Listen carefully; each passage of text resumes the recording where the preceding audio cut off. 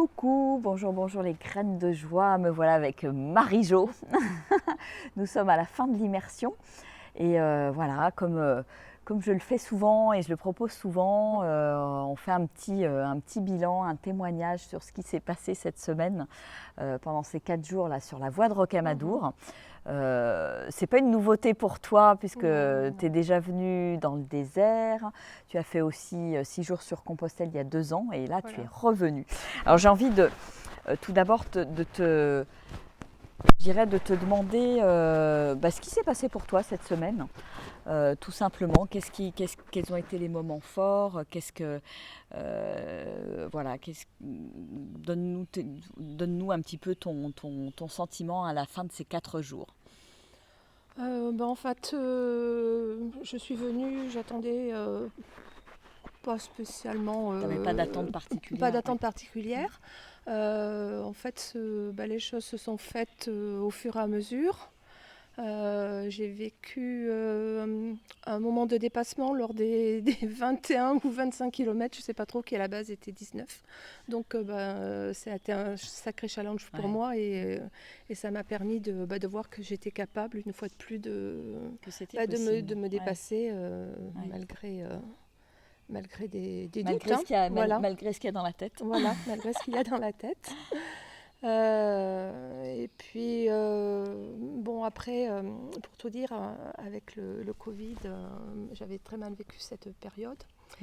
Donc là, j'avais vraiment un réel besoin de retourner en nature, de me remettre en marche, de savoir un peu ce que je voulais faire de ma vie, parce qu'elle était un peu au ralenti depuis quelque temps. Ouais. Et puis là, je vais tout simplement me laisser aller, me vivre. Laisser être. Me laisser être, sans chercher, comme auparavant, à vouloir à tout prix construire quelque chose, me créer encore des contraintes inutiles en fait. Voilà. Et puis on verra ce que la vie apporte, s'il y a changement éventuel ou pas. Et qu'est-ce que tu as traversé, qu'est-ce que tu as pu dépasser cette semaine? Il y a eu le dépassement physique et puis il y a eu d'autres choses qui sont arrivées dans les différentes journées. Moi, en fait, la plus forte journée, c'était aujourd'hui parce qu'en fait, j'ai rencontré une personne qui... C'était impressionnant. Qui a fait remonter des peurs, mais incroyables. Et en fait, j'ai dû me remettre en question et puis me faire confiance parce que franchement, on a quand même traversé des gorges assez abruptes. Qui glissait, il fallait vraiment se mettre au ralenti, adapter sa démarche. Donc en fait, ça demande quand même une sacrée remise en question. C'est vrai qu'à l'entrée de ces gorges, j'avais vraiment une grosse appréhension due à cette personne en fait. Cette personne qui avait projeté en fait ses peurs sur toi. Et on voit bien comment l'environnement peut avoir un impact en fait sur notre propre énergie et ça a été chouette parce que c'était super enseignant quelque part de voir comment je peux traverser ce truc-là finalement et pas prendre les peurs des autres et finalement passer une superbe journée. En plus, c'était des peurs que je pensais avoir totalement dépassées, quoi. Enfin, je l'ai pris en pleine face en fait. Et au fur et à mesure que l'on avançait, ça s'atténuait en fait. T'as traversé. C'est un parcours qui est relativement initiatique. J'en parlerai dans une autre vidéo, mais ce parcours de Rocamadour, à chaque fois, il se passe des trucs très très forts. Et c'est waouh, quoi. C'est vraiment waouh. Et alors, donc, t'es arrivée comment, Marie-Jo, à ces 4 jours et tu repars comment? Je suis arrivée très très très fatiguée. Parce que déjà à la base j'avais voulu aller faire la sortie dans la Drôme Et en fait, j'avais eu des vertiges qui m'ont obligée pendant presque un mois à me mettre totalement à l'arrêt. Ouais. Et là, c'est vrai que j'étais extrêmement fatiguée. Et j'ai dû quand même puiser en moi des ressources. Hein. Et là, en fait, j'ai eu une pêche d'enfer à part des petites ampoules. Enfin, pas des ampoules, mais un échauffement au niveau des pieds quand même assez conséquent dû à ma balade d'hier. Mais c'est vrai que je repars assez déterminée et je sais vraiment ce que je veux faire. En fait, j'ai envie de me poser, tout simplement, vivre sans me créer des obligations. Quoi. Donc tu repars avec la patate, oui, voilà.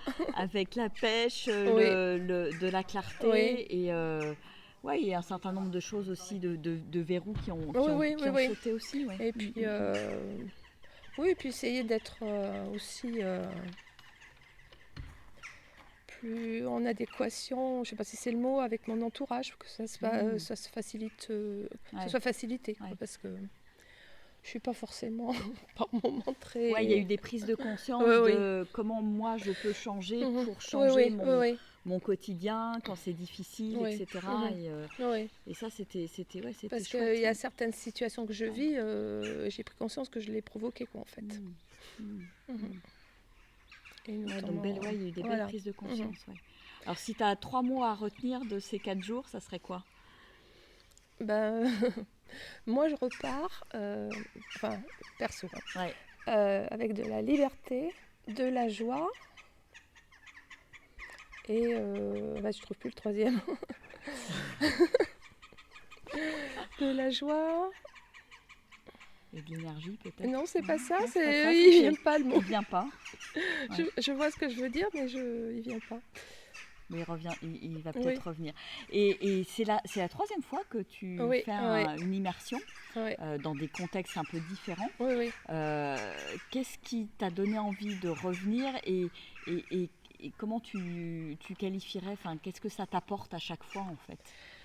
À chaque fois, ça m'apporte... En fait, ça va titiller ce que j'ai besoin de regarder sur le moment, quoi, on va dire. Chez toi. C'est vrai que, à la base, j'avais fait un burn-out. Et ça m'a remis en marche, j'ai effectué des choses, je me suis remis en marche, j'ai repris le travail. Bon, ça n'a pas été une réussite, parce que j'avais besoin de reprendre pour me rendre compte que ça ne me correspondait pas. Et puis maintenant, là, ce chemin-là, cette semaine, m'a permis de voir que j'avais juste besoin de vivre, c'est tout. Pas se foutre la pression. Juste vivre, se sentir vivante, profiter, rayonner. Oui, c'est ça. Pour inspirer les autres. Parce que tu es arrivée sur quelle sur ta petite phrase de raison d'être, là, c'était... oui, c'était en fait être une lumière pour les autres, quoi. Si je suis joyeuse, que je suis de bonne humeur, forcément, à côté, tout va suivre. Si je fais la gueule, que je râle, ça va pas le faire. Et c'est ce que je fais depuis un an. Ouais, donc ça a été un espèce de reset à nouveau, parce que avec le contexte actuel qu'on a. Je supporte très mal la privation de liberté. Donc, oui, c'est une de tes valeurs importantes, la liberté. Donc là, tu as pu aussi te rendre compte que la liberté, elle est à l'intérieur. Oui, elle est à l'intérieur, parce que c'est certain. Même si je suis privée à nouveau de liberté, je ne vais pas le vivre de la même manière, parce que je sais très bien que je ne me mettrai pas la même pression, les mêmes barrières que la fois précédente. Génial, c'est top. En tout cas, c'était encore un vrai plaisir, Marie-Jo, de passer ces quelques jours avec toi. C'est beau et j'adore à chaque fois les pas en avant qui sont faits, les prises de conscience et à chaque fois de te voir repartir avec la banane, l'énergie. Et puis c'est vrai qu'on rencontre des personnes, là notamment on a un petit jeune qui a vraiment... on assistait à quelque chose de fabuleux. Quelque chose de waouh. C'était des belles expériences, des beaux moments de partage et d'humanité en fait. Voilà. C'est des belles rencontres à chaque fois. Super, super. Voilà. Écoute, merci Marie-Jo pour ton témoignage qui est un vrai cadeau pour les gens qui l'écouteront et qui se posent peut-être la question de venir sur une immersion et voilà, qui s'identifieront peut-être aussi avec ce que tu nous as expliqué, décrit dans ton expérience. Voilà. Allez, gros bisous, ciao, ciao. Ciao, ciao. Au revoir.